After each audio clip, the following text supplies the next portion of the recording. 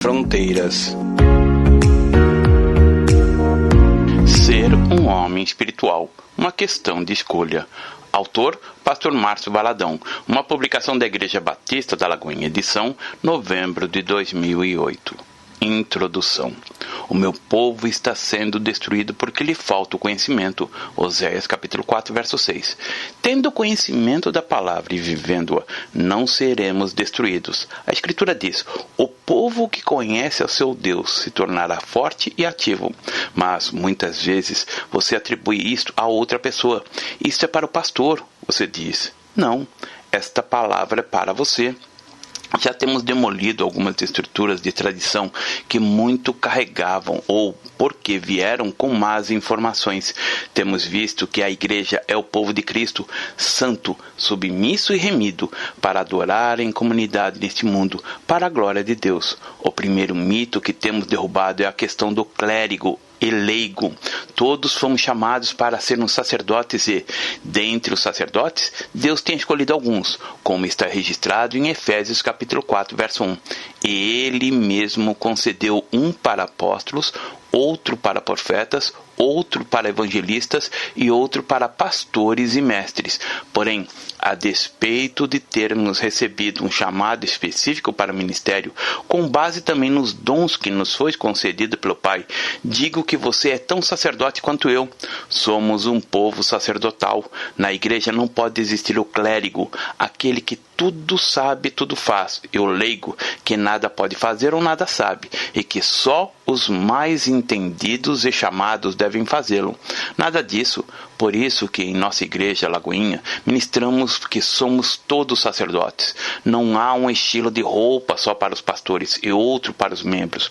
O segundo mito que não pode ou não deve existir é o de que há um dia especial para o Senhor, o domingo, pois a palavra nos revela que todos os dias são santos, especiais e, portanto, do Senhor. No Velho Testamento havia dias, mas agora é diferente. É verdade que podemos separar um dia para dedicá-lo ao Senhor, mas é importante ressaltar que o domingo não é mais sagrado que a segunda-feira. Você tem de ser santo no domingo quanto nos demais dias da semana. No domingo você canta, ora e testemunha, e na segunda, terça, quarta, quinta, sexta e sábado não pode haver um dia especial para a igreja. Outro conceito é que a igreja não tem um local especial. A reunião que celebramos no templo poderia acontecer, por exemplo, na Praça 7, área central de Belo Horizonte. Estaremos ali com a mesma unção, com a mesma liberdade que se estivéssemos no templo. Não há um local especial, pois a igreja é formada por pedras vivas, segundo as Escrituras, que está em 1 Pedro capítulo 2, verso 5. E pedras cujo coração pulsa, que gemem, pedras vivas que se importam umas com as outras. Outro conceito é o da contribuição especial. Entreguei o meu dízimo, os 10%, o resto do que eu tenho é meu, e faço com ele o que eu quiser. Não é assim. Você é do Senhor, e os outros 90% também pertencem a Ele. Filho, tenha compreensão de que você é apenas um mordomo de tudo que Deus tem lhe confiado.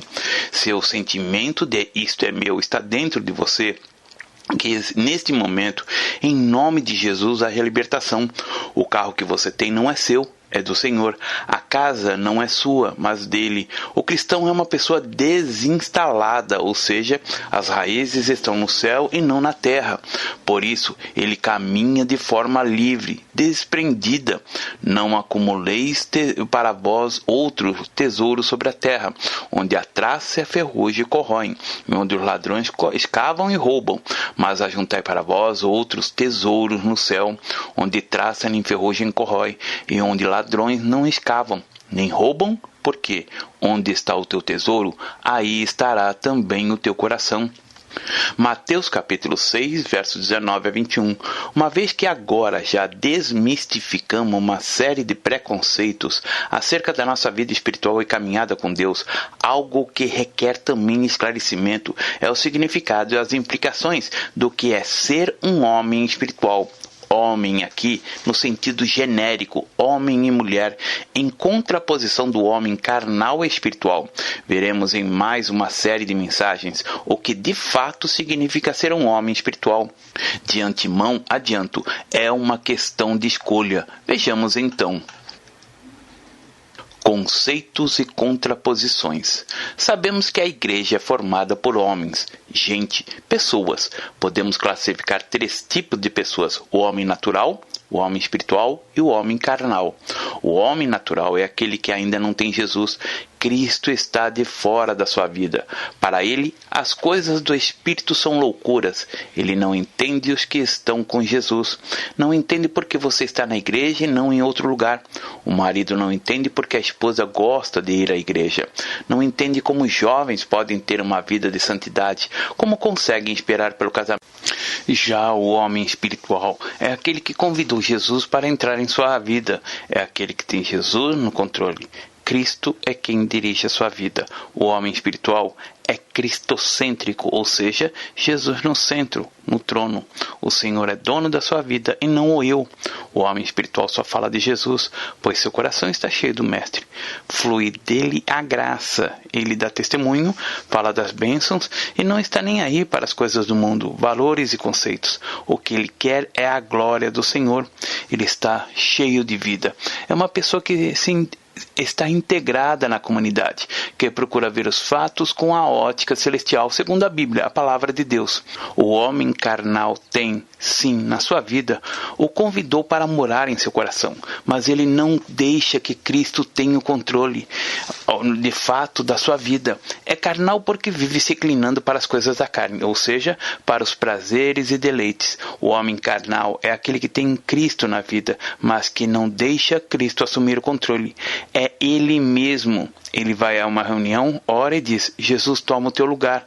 Ele sai como um homem espiritual, mas quando chega à rua, pega o carro e acontece de outro irmão lhe dar uma fechada no trânsito, ele solta aquele palavrão e se entrega à raiva, à ira. Ao chegar em casa, ele está cheio de altos e baixos. Uma hora é espiritual, mas na maior parte do tempo é carnal. O homem espiritual não peca, porque para pecar precisa fazer uma escolha pelo pecado. Ele tem de estar no controle da sua vida, como se dissesse: Jesus, arreda para cá, pois eu vou guiar minha vida agora. Saiba, querido, que Jesus não conduz a pessoa ao pecado. O homem espiritual não peca porque conhece a verdade e escolheu obedecê-la. Toda a desgraça do homem repousa exatamente no pecado, porque pecar é uma escolha. Algo que precisa ficar registrado na vida é o fato de que Deus não permite que sejamos tentados além das nossas forças. 1 Coríntios capítulo 10, verso 13. Ninguém também é provado além das forças. Ao lermos o livro de Jó, percebemos que Satanás precisou da autorização de Deus para tentá-lo. Deus autorizou, porém estabeleceu limites. Jó capítulo 1, verso 12. Na nossa vida não é diferente. Por isso que quando a pessoa peca, ela peca consciente. Quando eu falo em pecar, não me refiro ao pecado tido como grande. Certa vez tive uma experiência nada agradável. Tempos atrás, houve um entupimento na rede de esgoto, bem em frente à nossa igreja. O esgoto estava passando pela rua. No momento em que eu passava por ali, passou também um carro em disparada e houve um feio encontro entre o Márcio e o esgoto. Fiquei coberto com aquela água podre e, consequentemente, com um cheiro terrível. E sem os abraços das minhas ovelhas, os meus irmãos queridos. Fui para casa, tirei a roupa suja, tomei um banho e quando tomei o banho, o que aconteceu? Todo o mau cheiro e toda a imundícia se foram. Hoje me lembro desse fato apenas como um episódio engraçado. Até a minha roupa, depois que foi lavada, ficou limpa e não a joguei fora. Não é um bom programa ficar maculando com a água do esgoto, mas se isso acontecer, você pode receber ou fazer algo, se limpar. O homem espiritual não peca. Enquanto Jesus estiver no controle da sua vida, ele estará cheio do Espírito Santo. Pode vir o que vier e você estará firme. Para pecar é necessário dizer: Jesus, me dê a direção, fique ao lado, pois dirijo melhor que você. Acontece que ao fazer essa escolha, você certamente irá errar, pois o pecado já começa pelo fato de você querer dirigir a sua própria vida. Quando a mácula vier à sua vida, você precisa fazer algo. confessar. Há confissões que acontecem sobre a tortura e muitos são obrigados a confessar algo não cometido. Muitos sofrem agressões quando confessam um erro cometido. Agora, confessar para Deus é bem diferente. Não há tortura nem violência. Ele também não diz assim: o quê? Você fez isto? Estou surpreso com o que você está contando. Não é assim. O objetivo de se confessar para Deus não é o de falar para Ele o que você fez, pois Ele já sabe. Não existem surpresas para Deus. Ele também não irá espancá-lo pelo pecado que você cometeu. Veja qual será a atitude do Pai diante do pecado confessado. Se confessares os nossos pecados, Ele é fiel e justo para perdoar os pecados e nos purificar de toda injustiça. 1 João capítulo 1, verso 9. A condição está aqui. Se confessarmos, se eu não tiver trocado a minha roupa e nem tomado banho, eu estaria com aquela sujeira até hoje. Eu fiz uma escolha. Assim é a confissão. A meta de Deus está no verso 1 do capítulo 2 de 1 João. O ideal do Senhor para a nossa vida está escrito aqui: filhinhos meus, estas coisas vos escrevo para que não pequeis. O propósito do Senhor é que você não peque. A Bíblia diz para você viver um dia de cada vez. Se você escolher viver cada dia 24 horas sem pecar, se você escolher viver um dia como homem espiritual, você vai vivê-lo. Se escolher jejuar amanhã, não o fará? Sim, fará. É uma escolha. Muitas vezes você olha para a sua vida e diz: eu vou viver 50 anos ainda e não vou conseguir viver todo esse tempo sem pecar. Mas você pode viver 1 hora sem pecar e depois desta hora escolher mais 1 hora e depois outra e outra. A vida cristã é intensidade. Não somos religiosos. Eu sei que alguns não suportam essas palavras. Eu sei que há pessoas que não querem realmente nada com Deus e vêm à igreja apenas com o tipo de programa. Mas há aqueles que querem realmente o Senhor. Creio que um dos desejos do coração de Deus é o de ter uma nova igreja. Não só no sentido de gente nova, mas uma nova mentalidade de igreja, composta de pessoas comprometidas, que amam o Senhor intensamente. E esse amor por Ele, por Sua palavra, pela igreja, é algo muito forte, com raízes. A palavra diz: aqueles que estão plantados na casa do Senhor florescerão nos átrios do Senhor. Salmos capítulo 92, verso 13. Se Deus o plantou aqui na Lagoinha, fique. Deus fará a obra que Ele prometera. Ele vai cumprir, e nós sabemos disso. Sabemos que estamos incluídos nesse processo que o Espírito Santo está fazendo. Você precisa entender que o homem espiritual não peca porque, para pecar, ele tem que ser carnal. Não há como ter Jesus na vida, pecar e viver normalmente como se nada estivesse acontecido. Saiba também, amado, que Ele não vai permitir tentação além das suas forças. Só para ilustrar, se você suporta uma tentação de 10 quilos, Deus não permitirá que você carregue um peso de 11 quilos. É claro que isso varia, porque dentro da igreja nem todos são iguais. Cada um tem recebido uma medida de fé e cada um também tem seu próprio nível de fé, uma própria compreensão. E quando maior o seu crescimento com Deus, maior serão as tentações da sua vida. Quanto mais você busca Deus e mais o consagra, quanto mais for a sua santidade para com Ele, maiores serão as lutas, as provas e as tentações sobre a sua vida, porque, na sua sagacidade, o diabo quer matar os generais, os capitães, aqueles que estão à frente, porque se o general cair, muita gente cairá com ele. Ser espiritual. Há um preço a pagar. Muitos dizem assim: pastor, estou vivendo uma vida aos pés do Senhor, buscando sempre consertar a minha vida. Parece que, à medida que cresço, mais as provas vêm. Amada ovelha, entenda que à medida que você cresce, mais se tornar apto em Cristo para lidar com as novas tentações e ataques que vierem. À medida que você crescer, as lutas virão sim, mas a sua capacidade de vencê-las também será maior. Por isso as Escrituras dizem: filhinhos, estas coisas vos escrevo para que não pequeis. Não é não. Não pequeis. O homem tem vontade própria. Ele pode escolher viver sem pecar ou viver pecando. No capítulo 2, verso 1, está escrito o seguinte: se há uma condição, todavia alguém pecar, temos um advogado junto com o Pai, Jesus Cristo o justo. Não é um promotor, um advogado de acusação, mas um advogado de defesa. Agora, Jesus não defende como os advogados da terra, pois a grande batalha dos advogados de defesa é provar que o acusado não praticou o crime, ou seja, que ele não fez o que ele fez. Jesus não age assim. Se a pessoa cometeu o pecado, Jesus não diz que ele não cometeu. A sentença é certa. Ele pecou, ele errou, ele é digno de castigo. A ira deve cair sobre ele, pois as Escrituras nos dizem que o salário do pecado é a morte. Mas como ele nos defende, então? Você se pergunta, Jesus nos defende diante do Pai, mostrando as suas mãos que foram transpassadas pelos cravos, seu lado que foi aberto, as marcas da coroa de espinhos em sua cabeça, seu sangue que foi derramado. E ele diz, Pai, ele merece o castigo, ele pecou, mas, Pai, eu tomei o lugar dele. Jesus, o advogado de defesa, nos leva a argumentos para o Pai. Ele diz exatamente isto. Ele pecou, ele merece o castigo, mas o castigo dele caiu sobre mim, ali na cruz. Pois, quando Jesus tomou o nosso lugar, ele assumiu nossos pecados passados, presentes e dos futuros também. Advogado contra quem? Você se pergunta novamente. Contra o acusador, o diabo. Ao acusador, e uma das coisas que mais que o inimigo está à procura é exatamente de um crente que pise na bola, que peque, porque todas as vezes que você peca, você alimenta o diabo. O diabo se alimenta de uma coisa chamada carne, o pó, o pecado. No jardim do Éden, a ordem de Deus era de a serpente deveria se alimentar do pó da terra. Gênesis capítulo 3, verso 14. O homem foi feito do pó. E o que alimenta Satanás é exatamente isso. A pessoa que não tem Jesus está cega espiritualmente, enquanto não se converte. Não adianta falar para ela confessar o pecado, pois as coisas espirituais se discernem espiritualmente. O Espírito Santo leva o homem natural a ser convencido de um só pecado, que é o pecado da incredulidade.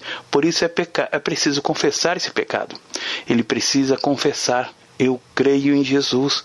Quando ele crer em Jesus, tudo que ficou para trás é perdoado. Por isso que a Escritura diz, aquele que está em Cristo é uma nova criatura. As coisas velhas já se passaram, eis que tudo se fez novo. 2 Coríntios capítulo 5, verso 17. Em Isaías capítulo 43, verso 25, há um texto que você tem de gravar bem, marcar na Bíblia com a sua caneta e não se esquecer. Eu mesmo sou o que apaga as tuas transgressões, por amor de mim e dos teus pecados não me lembro. Se você que é convertido chegar para Jesus e disser, Jesus, me conte os pecados que eu pratiquei há 10 anos, ele pegará o arquivo e falará, não tem nada registrado, está tudo limpo. Ou seja, todo pecado que é confessado e abandonado é perdoado. E a obra que Satanás faz é justo ou de ficar cutucando você, querendo tirar a alegria da sua vida, ou acusando. Em uma ocasião, uma pessoa me procurou e me contou uma história de algo que havia acontecido lá no passado, no tempo em que não tinha ainda nenhuma luz do Evangelho. E aquilo atrapalhou completamente seu casamento, que se desfez. Eles se divorciaram. Uma situação muito complexa.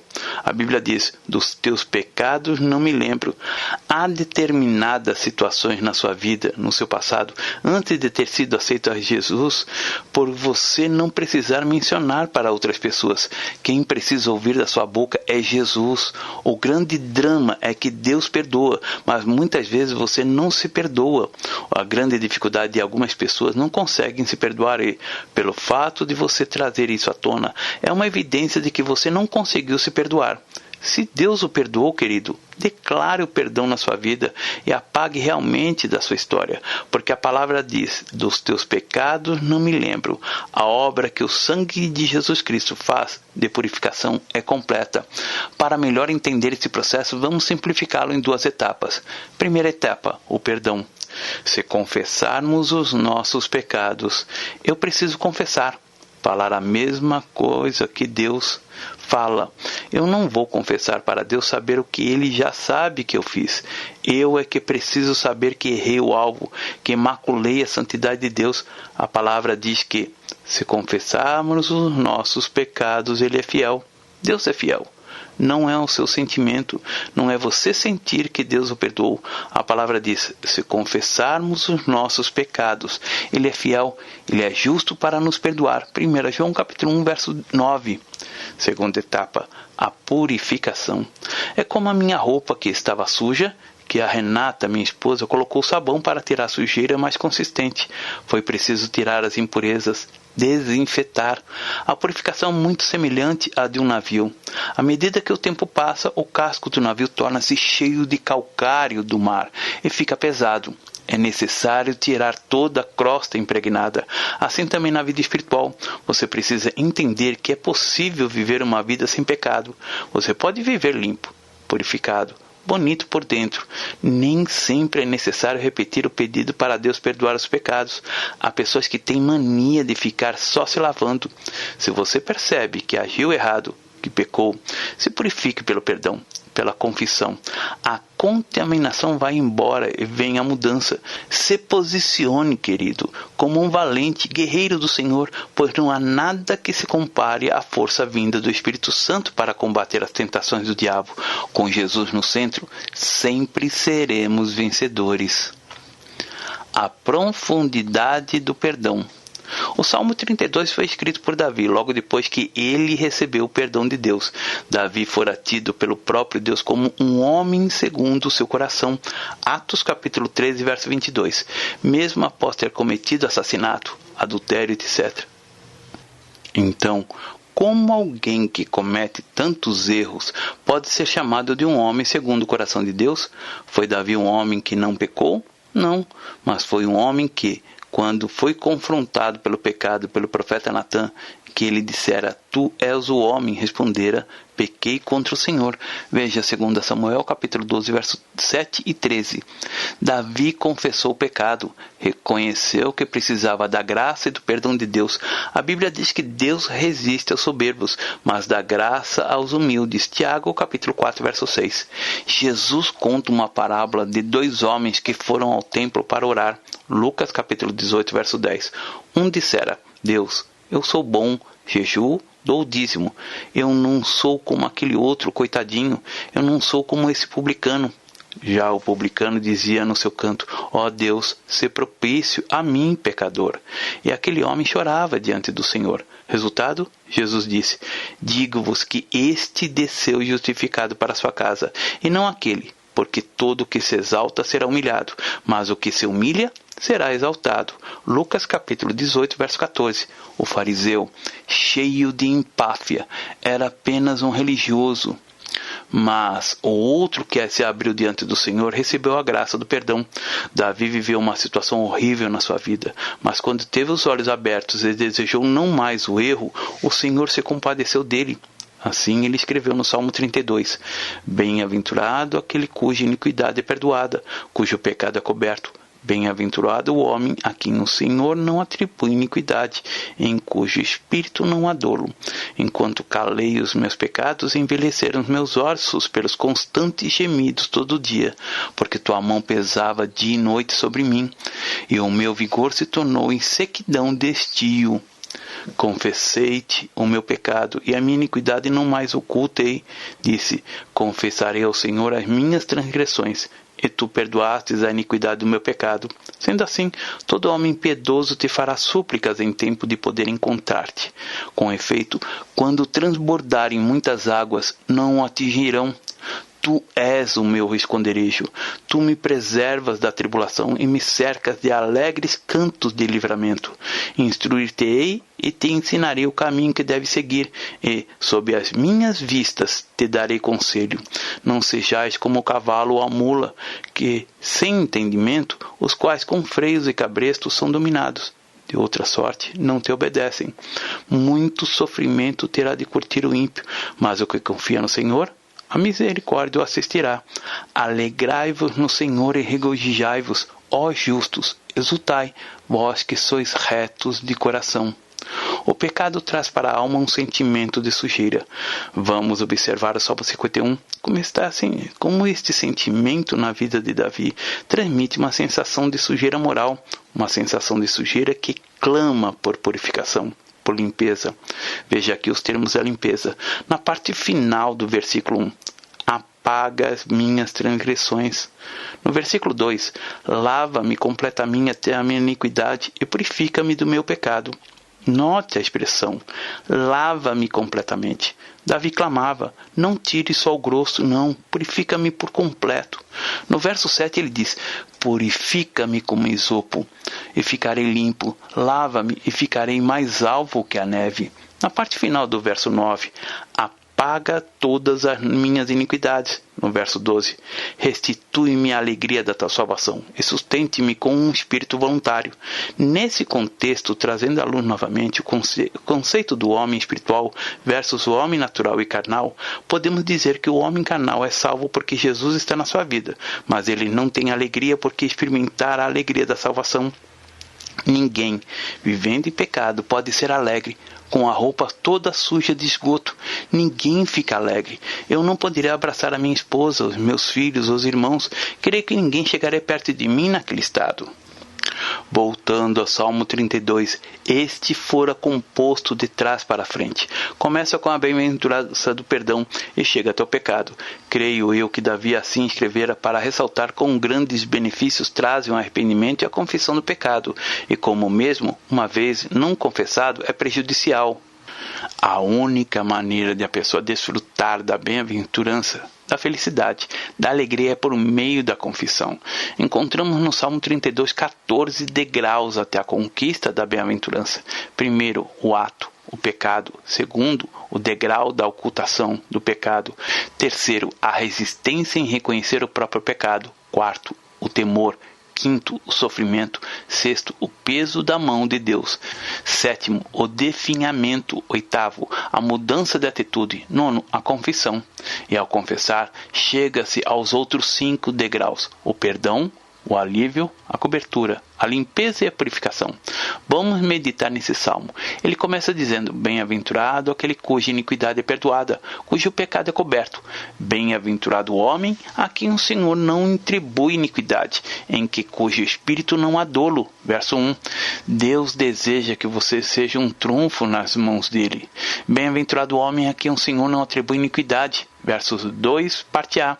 Você pode dizer, mas não há homem que não peque. No momento em que eu estava na rua, eu fui atingido pelo esgoto. Ocorreu um acidente. Eu não vivi ali. Eu não ficava parado ali.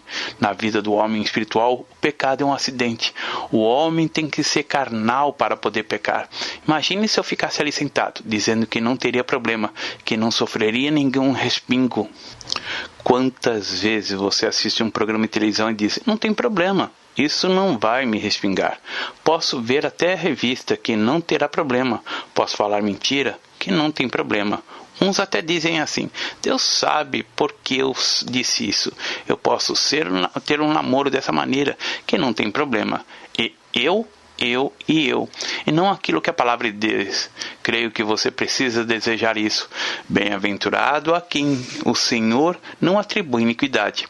Deseje colocar a mão no peito e dizer, eu sou bem-aventurado, o Senhor não me atribui iniquidade, e no meu espírito não há dolo.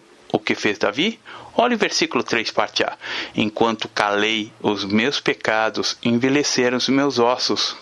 É tão interessante que quando a pessoa passa a viver em pecado, ocultando, envelhece precocemente. A pessoa vive cansada, desanimada, pode até ter 20 anos, mas aparenta ter mais idade, bem mais. Transmite cansaço sucessivo. Enquanto calei, os meus pecados envelheceram os meus ossos pelos meus constantes gemidos todo dia, porque a tua mão pesava dia e noite sobre mim, e o meu vigor se tornou em sequidão de estio. Versos 3 e 4. A mão de Jesus hoje tem as marcas do cravo. O motivo que nos leva a não pecar é o de que, se cometermos pecados, consequentemente, ofenderemos o coração da pessoa que mais nos ama. Não é por meio da consequência que não pecamos, mas porque vai ferir o coração da pessoa que mais nos ama. A Escritura diz, o amor de Cristo nos constrange. 2 Coríntios, capítulo 5, verso 14, parte A. O meu vigor se tornou em sequidão de estio, diz Davi. A vida que estava tão bem se tornou em sequidão. No verso 5 ele diz, confessei-te o meu pecado e a minha iniquidade não mais ocultei. Disse, confessarei ao Senhor as minhas transgressões, e tu perdoastes a iniquidade do meu pecado. Em Provérbios encontramos a consequência da confissão dos pecados. O que encobre as suas transgressões jamais prosperará, mas o que confessa e deixa alcançará a misericórdia. Provérbios capítulo 28, verso 13.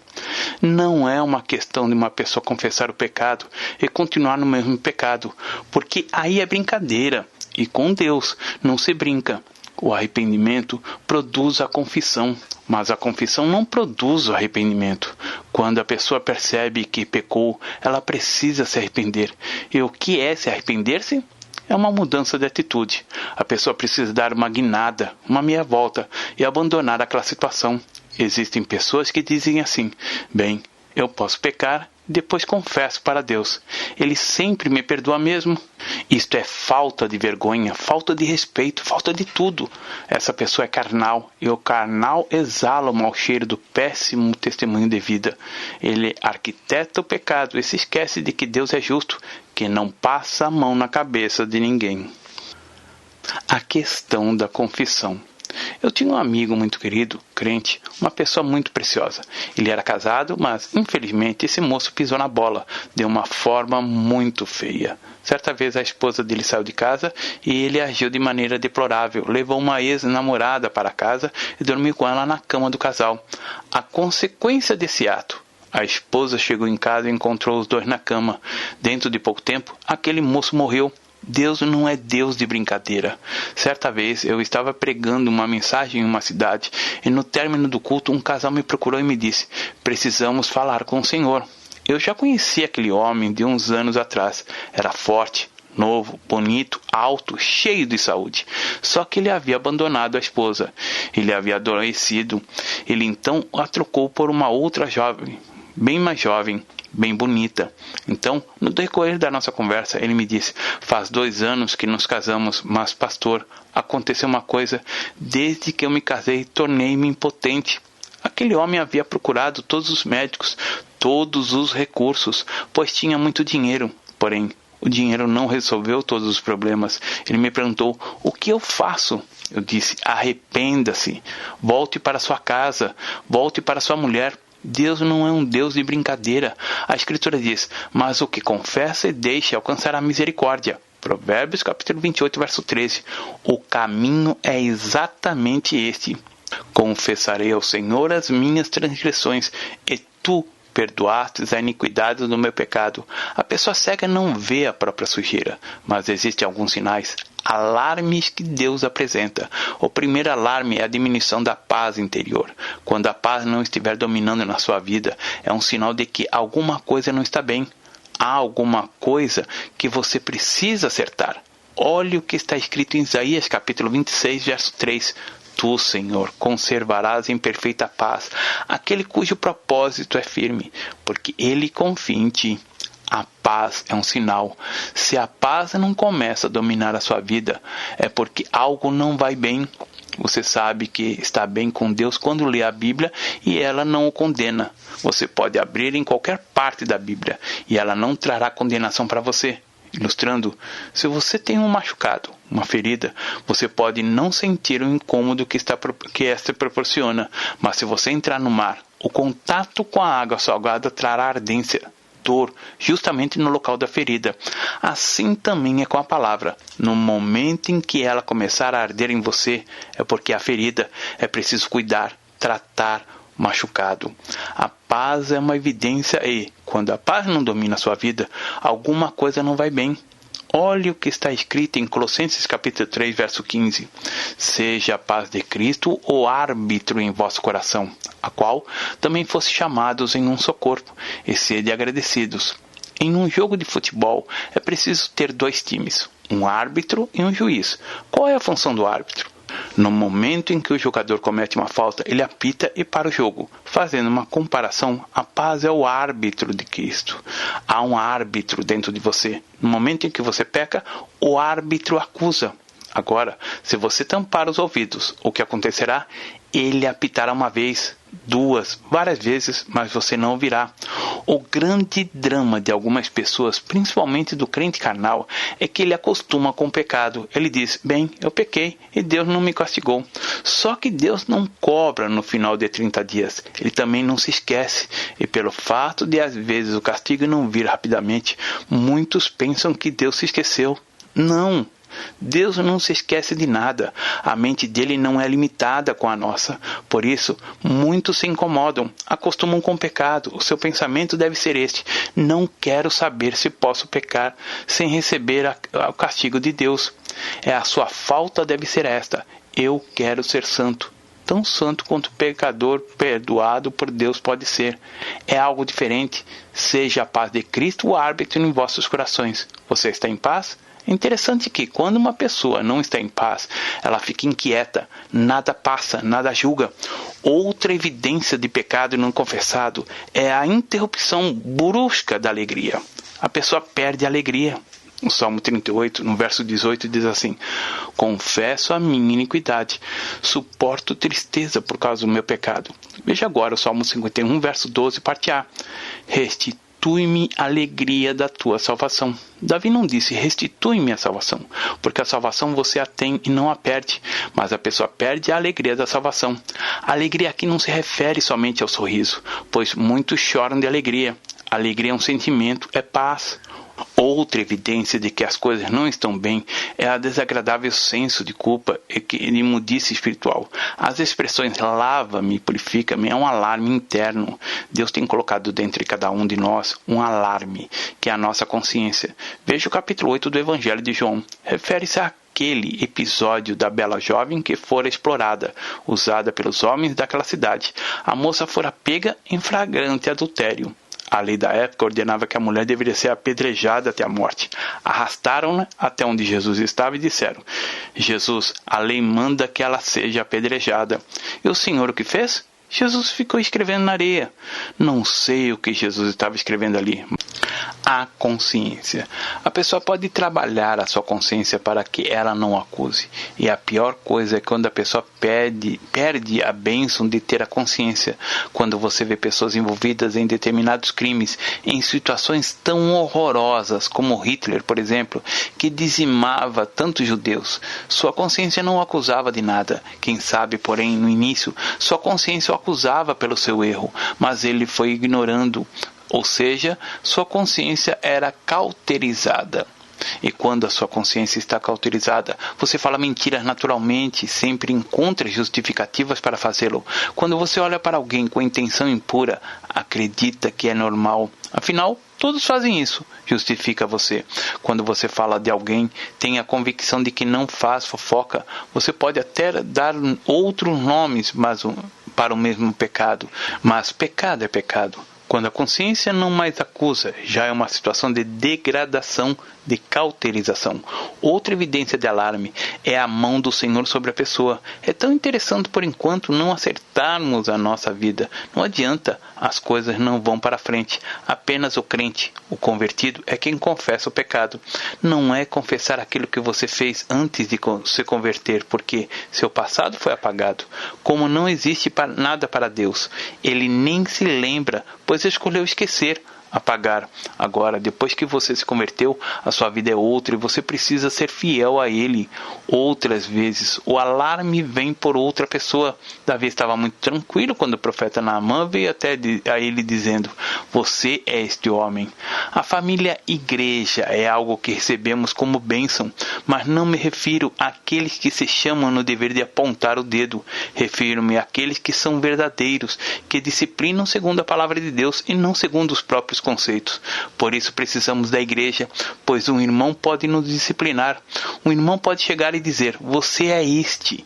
O grande drama é que algumas vezes, quando na igreja queremos disciplinar um irmão, este irmão sai e vai para outra igreja e ele fica sem disciplina. Uma das grandes bênçãos da família é esta: querido, se Deus plantou você aqui, aconteça o que acontecer, receba a disciplina. Certa vez um irmão me procurou e disse: pastor, por que eu tenho que ser membro da igreja? Eu posso ficar só assistindo, não posso? Pois por que eu tenho que ser membro da igreja? Me deu uma explicação. Naquela hora, o Espírito Santo me deu uma única palavra para falar daquele irmão. E talvez por mim mesmo eu nunca falaria. A palavra foi esta: para que você receba disciplina. Ele ouviu e veio a ser membro da igreja, porque eu, como pastor, não tenho autoridade sobre alguém que não é membro da igreja. Você pode dizer, mas um papel muda alguma coisa? É igual ao casamento. Algumas pessoas dizem assim, mas um papel muda alguma coisa se eu estou vivendo amasiado ou casado? Muda tudo. O fato de ser membro da igreja traz para a igreja uma responsabilidade muito grande. Nós daremos conta de você diante de Deus, de algo que deixamos de ensinar ou de algo que deixamos de disciplinar, ou de algo que ensinarmos errado.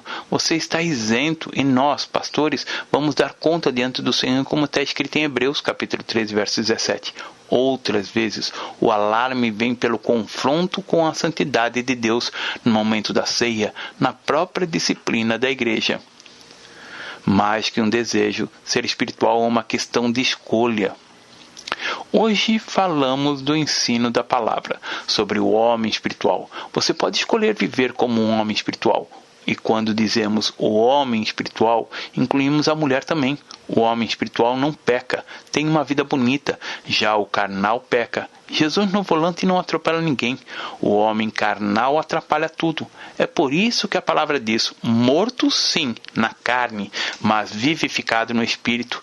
1 Pedro capítulo 3, verso 18.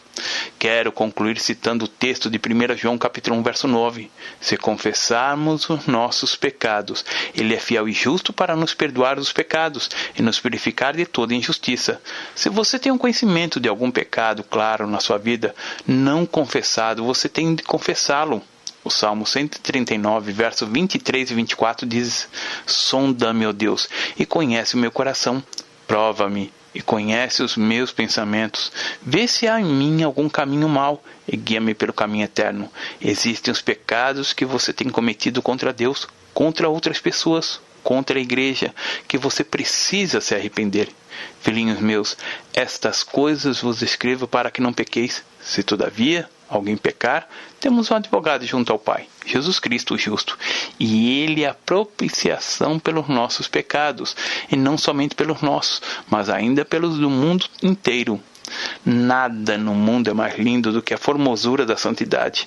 A Escritura diz, a tua casa convém a santidade. Salmos 93, verso 5. Ser santo. A igreja é o povo de Cristo. Santo, submisso, remido, para adorar em comunidade neste mundo, para a glória de Deus. Fazemos diferença porque escolhemos ser santos. Antes da sua conversão, tudo foi apagado, mas depois da sua conversão, que a sua oração seja, sonda-me, ó Deus, vê se há em mim algum caminho mau, purifica-me, perdoa-me e, Senhor, eu confesso, eu quero voltar a ter contigo um relacionamento bonito de santidade, de integridade, de paz, de vida. Não apenas eu quero, mas eu preciso. Que Deus o abençoe, filho. Pastor Márcio Valadão.